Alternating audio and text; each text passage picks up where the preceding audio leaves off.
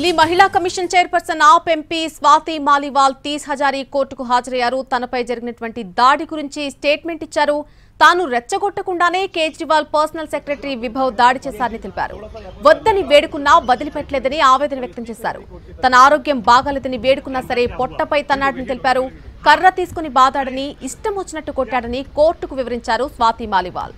తన నుంచి తప్పించుకుని వచ్చి పోలీసులకు ఫోన్ చేశానని అన్నారు. ఇప్పటికే ఆమెకు వైద్య పరీక్షలు నిర్వహించారు.